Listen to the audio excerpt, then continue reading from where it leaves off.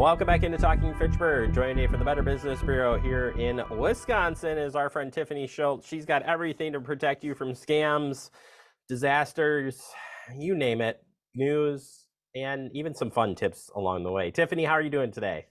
I'm good. Thanks for having me.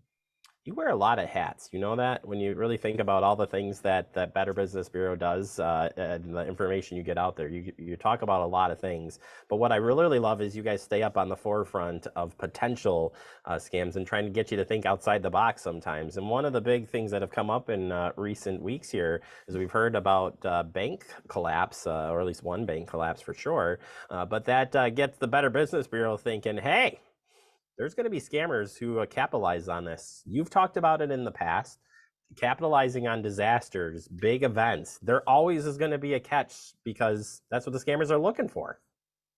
Scammers follow the news, and the news gives them opportunity, and they're usually one step ahead of us. We need to be one step ahead, and we need to recognize the signs that it's a scam. So recently, we had the collapse of Silicon Valley Bank and Signature Bank. Whatever the case is, what should we be looking for scammers that may attempt to capitalize on this situation?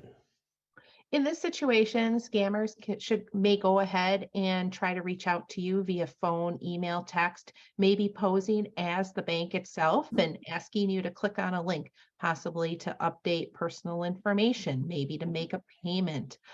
Maybe they're reaching out for a variety of services that can help you through this chaos that's going on right now, the unknown. So they're going to lend a hand. They're going to be very emotional. They're going to want to help you. However, an unsolicited person reaching out to you necessarily is not legitimate. You really need to do your homework if this happens.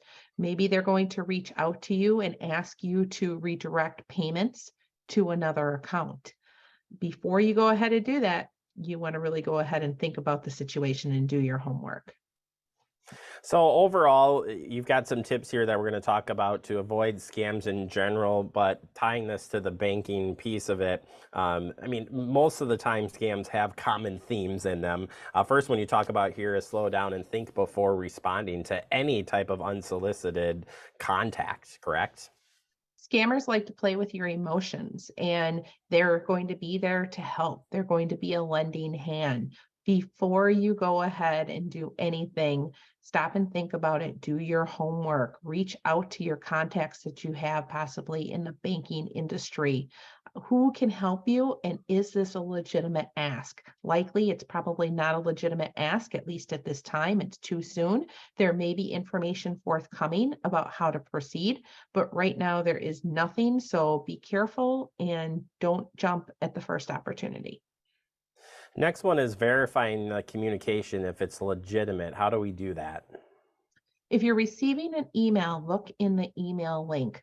Look in the email address bar. Is it coming from a Gmail account? If it's coming from a Gmail account, it's likely a red flag. No type of business, no legitimate business is going to be using a Gmail link, a Gmail email address. So that's the first way that you can try.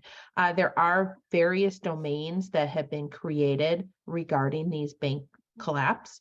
You really need to do your homework. You can go ahead and use the domain checker. It's godaddy.com/whois. You can see when that domain was created. If it was created immediately following the collapse, it's likely a fake. So really do your homework, dig deep, look for grammatical and spelling errors in the email. Don't click on any links at this point. It could lead you to a page to collect your personal information along with your login credentials. You don't want to do that. Or it can be designed to download malware or spyware to your device. So lots of things going on there with unsolicited communications. Yeah, and key word there is unsolicited, unwanted. Those are should be red flags for you automatically. Another area to turn to, and we see a lot of this, is phone calls that are coming in and that spoof your bank's number or whatever, you name it. It might be spoofing it. So you say here, don't trust the caller ID. Phone calls can be spoofed. They can look like they're coming from anyone. They can look like they're coming from you, Jeremy, or the FBI, or your local police department, your local bank, the bank that's collapsed. So lots of things going on here. If you do receive a phone call from somebody saying that they are from the bank in question, you want to get a callback number and go ahead and do your research before you call them back. Better yet, it's best to ignore them. Let it go to voicemail. If it's important, they'll leave a message. Some scammers do, some scammers don't. If they leave a callback number, again, do your homework and don't call that number back unless if you know that it's legitimate. Finally, report it. Why should we report it? Your report helps to warn others of the scams taking place in the marketplace.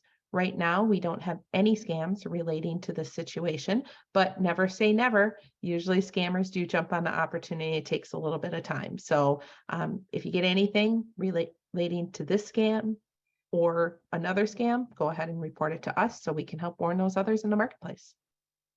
All right, Tiffany, I appreciate all the great information. If people do want to stay up on the latest scams out there, you have a great tool called the Scam Tracker. So you can stay ahead of the scams that are out there and learn more. Where can we find that?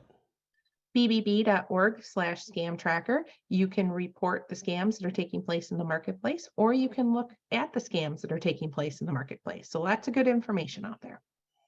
And you have given us a lot of great information to stay safe. Once again, we appreciate your time and we'll talk with you real soon. Thanks for having me.